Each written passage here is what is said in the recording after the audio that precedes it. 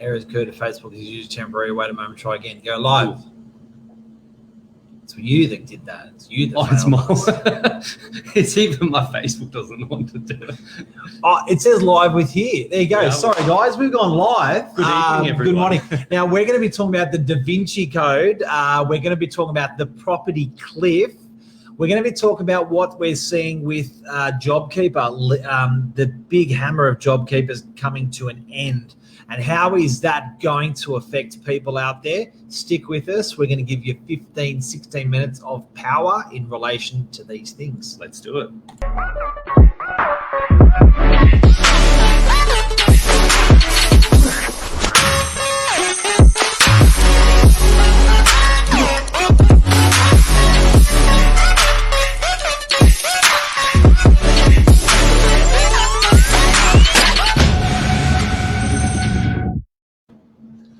Michael Silich, power seller. Good evening, everyone. Power seller. How's that sound? I like it. Sounds good. Mark Novak, leader of the people. Man of the people. Man of the people. We're here tonight to talk with you about what we're seeing in the marketplace. So we're an agency of 45 strong staff. We're talking to buyers. We're talking to sellers. We've got an enormous amount of experience when you collate everyone's years of service to the industry. And we're seeing every single week we're reporting new stuff, new changes. Michael, welcome. We're on the ground, yeah. Thank you very much for having me. First time for everything. It is. It is. So tell me, mate, what are we seeing out there? So we just had a quick conversation about there's JobKeeper, there's Job Seeker, there's AusStudy, there's parental payments, there's youth allowance, there's all this stuff. There's a lot of money floating. There's Corona supplements. Yeah. And it's getting pretty scary because people are saying it's over, but you just made the biggest smart-ass comment I've ever heard, and I loved it. Well, the big one was, we were just reading a few articles before, and one of the main ones was about Job Seeker and how that's going to affect the property market. The biggest thing I can say to that is, obviously someone that's on Job Seeker, you're looking for employment at the time, and generally someone who's not employed at the time isn't going to be buying a property at that point. So I guess, what does that do? That's a drum. Oh, why can't we? But I guess the biggest thing from that is if you're the one, it makes up such a small portion of the market. Yep. Someone that's looking for a property to purchase that maybe doesn't have a job at that time. The biggest ones, in my opinion, is JobKeeper and all the ones that are supplementing current employees and businesses at the moment. Okay. Now, a conversation that we had off air, which I absolutely loved as well, was when we were in a rubbish market. There was this spread, or when you're selling your home or buying your home, there was this spread we used to always refer to. Can you explain that to us? So, do we ever name it? Not really, because it just depends what situation it's like. The DaVinci Code. Yeah, works to the positive or the negative. Is the DaVinci Code. It's like when you ask someone, "How's the market? Is it good or bad?" And it depends. Are you buying, selling, renting, investor? It really depends. But what we're talking about is, it doesn't really matter what the market's actually doing. It doesn't matter if it's going up or down. At different points, it advantages different people. And we're talking about, I guess, the logic and the rationale behind making certain decisions, and then the emotions behind those decisions as well, where even though it may make most sense maybe financially to make a decision in a particular market, people don't always make it, or sometimes they do. So first of all, let's speak about last year, how last year's market, everyone was worried about, is it going to crash 10, 20, 30%? And what we found is, and the market definitely did consolidate a little bit last year. And in a consolidating market, funnily enough, it's actually the best time if you're upsizing. So, for example, how? When you're upsizing, it's less to do directly with what you're selling for. It's more about what you're selling for. Can I get some pen and paper? Yeah, let's do it. Yeah. So we'll run through the numbers, because the numbers are important with it. And then the other part is also, I guess, the emotional, what's right for you and your family at the time. So Mark will grab some numbers for it, but I'll start running through it. So for example, let's say, use round numbers. You own $1 million property and you're looking to upsize into a $2 million property. So maybe you're going from a nice apartment to a nice house. In a market that's come back, for example, 10%, your $1 million property has dropped down to $900,000. Okay, so I had a unit in DY. Yep. And I dreamt of buying a house. You dreamt of buying a house. The unit in DY I had was worth $1 million first. Okay, $1 million. You know, I bought 2 pens. Don't know why. Yeah. That's why. Smart. $1 million. Yeah. And it's a rubbish market. It's a yucky market. Well, you own your property, it's worth $1 million, and COVID's hit, and your property's starting to go backwards in value. Crappy market. So I don't want to buy a house. You're in a fortunate enough position. You still got your job. You're still ready to purchase if you can. Okay. So what's the house worth? Do you use $2 million just to make it nice round numbers? Shitty market. Yep. $2 million house. It was worth $2 million. So it's rubbish market, and it's $2 million. Yep. Okay. So can I just write on the top for this purposes? This is 2000. Can I say 19? Yep. Just as it's a bit more exaggerated. Okay, so it's 2019. Real simple, guys. It's 2019. Your unit, that's a unit there. I've done a very good job. Your unit's worth $1 million. Nice, two better. And the house you want to buy is worth? $2 million. Okay. So what's your spread? So at the moment, the way the market is, if you want it upsized, it's going to 2019. It's going to cost you an extra $1 million.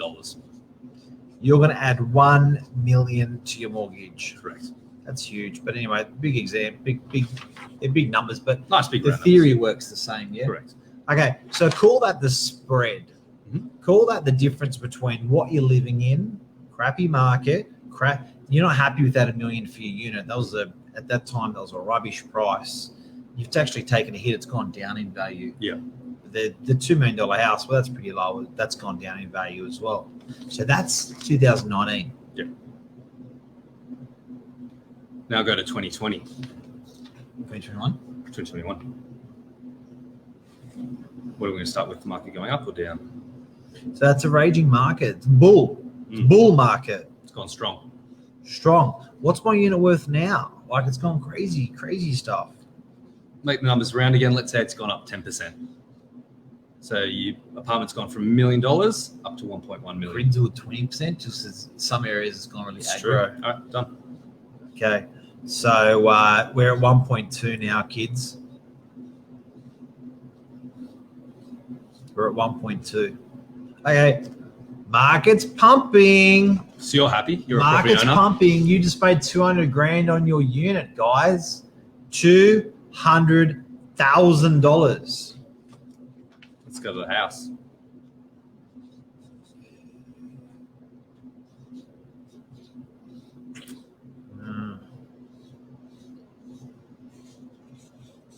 I get your point. Yeah. House has gone up 20%. That's my house there, guys. How good's my house? Oh, Okay. Now, what's the spread difference? the spread now, 1.2 million. 1 year. 2 years, maybe. Yeah. So I have to take a mortgage of 1.2 mil. So in 2019, you could have upsized for $1 million. 2021, it's going to cost you 1.2 million to upsize. Guess what the problem is? That mortgage, that's with me for 30 years. Yeah. Stalling my move for 1 or 2 years in a rising market, I'm now sitting on 20% more debt for 30 years. That's very true. So that spread of 1.2 or that spread of $1 million in a rising market, no good. Disclaimer, this is specific for property owners, owner-occupiers in property. Different if you're an investor and so forth, but this is for someone that owns their property and is looking to upsize. This affects you the most because I guess the money you've made has gone up on the other end as well. So the spread in a rising market is good for people that are going, is bad for people that are going up in value. Correct. Is good for people that are going down in value. It's the complete opposite. It's great for people going down in value. It's the complete opposite. It is. Okay, which is good because you're 60, 70, 80 retiring, kids have moved out. Yeah. And not a bad, it's actually you're cashing out at a higher base and you're buying at a lower base. You literally just reverse all the numbers we had previously. So if your grandma, mum, or dad are looking at selling in a rising market, it's a bloody good time. Yeah. If your kids, grandkids are looking at upsizing in a rising market, it's got to be done. Which then turns us over to it's got to be done. Yeah. Well, that's the thing. And you can't base your whole life decisions purely off the dollars and cents in the market, because it may be a different point in your life. You may have just gotten that promotion in your job, and all of a sudden you're earning more money, and now's the opportunity that you can take it. Things in life happen, or you need space. You're having a baby. It doesn't matter about whether the market's going up, down, sideways. You need that extra bedroom. So it's all great with the theory and the numbers, and if you can make it stack up with your life at the time, that's great, and it's definitely good to know. But at the same time, you've got to work in with your own family situation as well. And that's why we always say to people, whenever we're looking for our clients and that they're selling with us and they want to buy as well, we always say buy and sell in the same market. Don't wait because it might go down, which might benefit you. Don't wait because it might go up, which might benefit you. The safest way to do it is always to buy and sell, because you don't want to be gambling with your family home. So I've certain agents now in our office at the moment have said to me that they have witnessed properties in the last 2 months change as much as 10%. I'd say potentially more for individual properties. On an individual property basis. Yeah. Like that house back then was getting X, now it's getting Y. The biggest, in my opinion, is the entry-level housing market. So those houses that might have been, let's say, between 1.3 to 1.5, those are the ones percentage-wise I think have had the biggest jump in the past 2 months. Okay.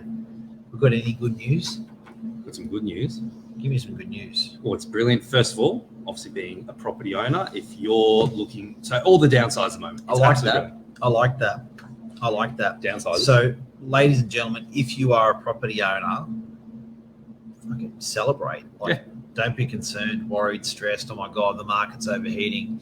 Your property is going up. For on balance, the people who are there, it's huge. It is. How hard would you have to work to make that sort of money on you with your own bare hands? It is, yeah. That's very true. If you look at that puppy there going up 400 grand in 2 years, how would you make 200 grand a year? Yeah. It's very true. For you, probably easy. It's very true. But for most people, very, very hard. Depends how many houses you sell.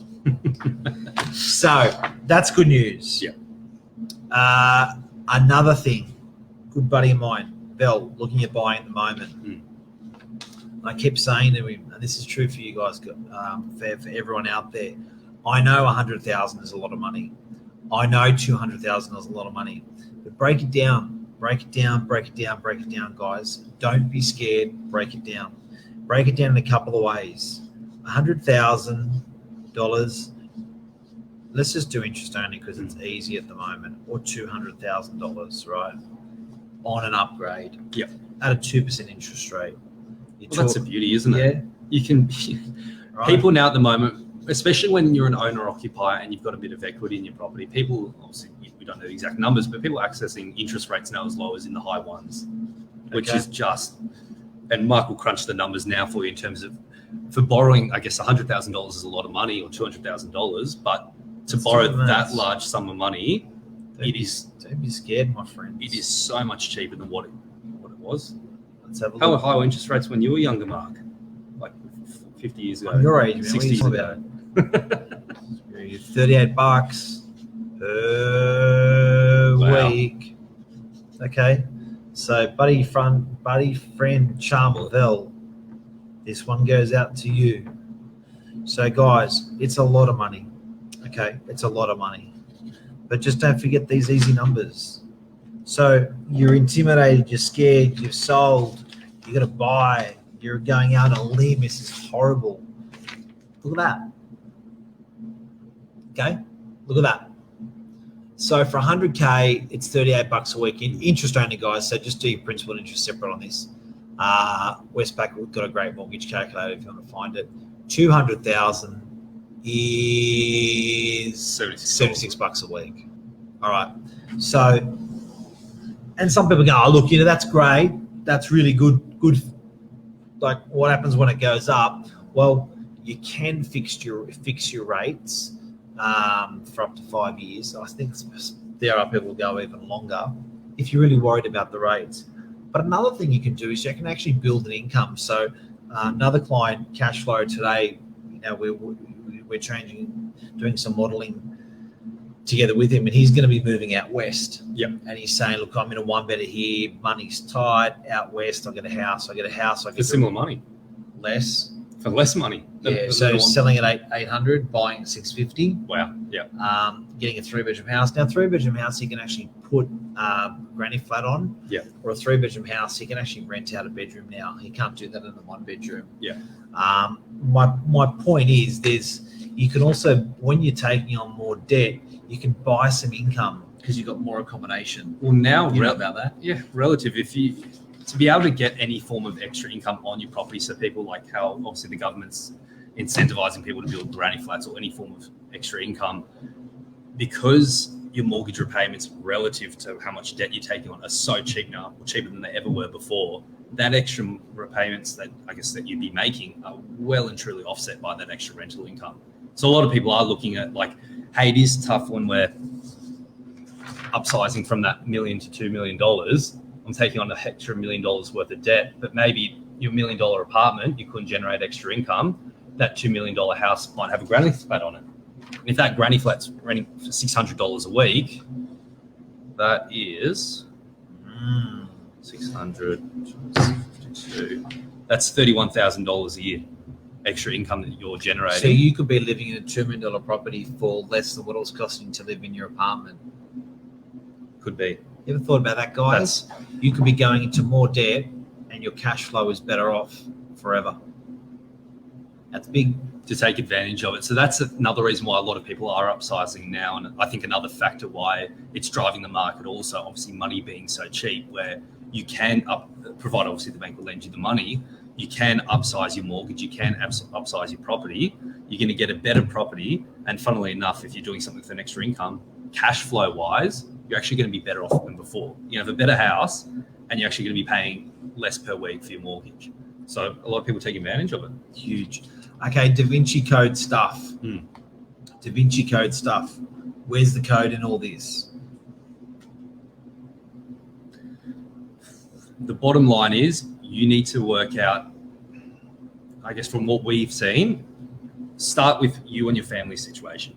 You got to work out whatever your guys' goals are, 1 year, 5 year, 10-year goals, where you want to go. And then you go, okay, great. Let's crunch the numbers. Maybe sit down with your financial advisor, sit down with your real estate agent, sit down with someone that you trust with their opinion with it, and crunch it through and work out what's the best way to move it forward. Because if you understand the numbers with it, there is money to be made. There's ways that even take money out of it, just ways that can advantage you and your family's lifestyle. And you don't have to be a rocket scientist to be able to do it. You don't need to be a millionaire to be able to do it. But with the right strategies, you can actually really set yourself off a lot better off and hopefully not stress as much as well. There's almost two DaVinci codes. The one's your heart, yeah, which is you're just going to get shit done. Your family's growing. Yeah. You need to get a new place, working it out. The second is your calculator, yeah, which is cash flowing, looking at that spread and looking at cash flow, because the big top end, the high end numbers are very scary at the moment, Michael. Yeah. Like if I'm looking at where properties were 6 months ago to where properties are now, yeah, it's very intimidating. Yeah. Like, and I know because I'm having the conversations every day with friends, family, buddies, clients it is. It's tough with the volatility, tough, yeah, because when it's moving so quickly week on week, you go. You can't, it's hard to plan. You go, this week working on these numbers, next week the numbers are completely different. It's really scary because you're like, oh, shivers, do we need to do something now before we miss out? But then you don't want to rush one of the biggest decisions that a lot of people make only a couple of times in their lives. So and when you break it down, you're talking about a coffee a day. Like I think when you break the numbers down, guys, you got to look at, take that step back. Yeah. And just, the high end numbers are very intimidating, guys. So, but for me, the DaVinci Code moment out of all of this is the spread.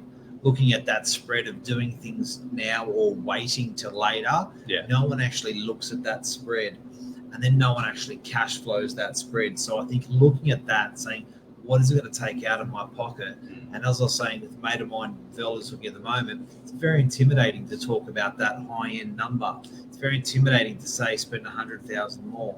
But when you say, look, can you go, if I can put you into the perfect family home, which is 100,000 more, but you're not drinking that coffee a day extra, or a packet of cigarettes, or whatever, it may well be worth it. So chunk it down, chunk it down, chunk it down, and look at those low-level numbers as well as those high-level numbers to make sure it works for your family.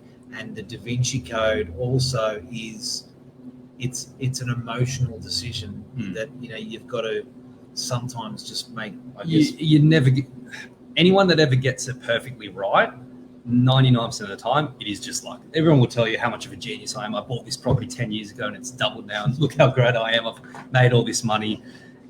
Especially parents. Yeah. So obviously there are smart decisions and there's not smart decisions, but overall, there's no way you can know that at that point in time, you're making the perfect decision. You can calculate all the numbers you want. You can do everything you want to think that that's the perfect decision. You never fully know. It's about making, I guess, the best educated guess you can at the time, doing what you feel is right, making sure that numbers do stack up and forging forward with it. The fortunate thing with property is the time you have, not the time you take to look at a property, but the time that you are in the market tends to wash a lot of it away. So as long as you put yourself in a position where you're not over encumbered, you can survive with a mortgage. 5-10 years time, even if maybe you've overpaid a bit for the property right now, it will go up in value and it will hold you in good stead. I guess the key is jumping on the merry-go-round. So what I've said about the spread and what you've said about the emotion, it's one thing that both of these have in common is time. Yeah. So at the end of the day, if you want to crack the code of property, time is the code. That's very true. That is the magic code, the magic thing that makes the magic leveler that makes all things make sense. It's very true. So it's a thing that can, on the emotion side, time heals. On the financial side, time heals. There you go, guys. Have a great night. Thank you very much, Legend. Thanks, Mark. You smashed it. See you Thanks, guys. guys. Cheers.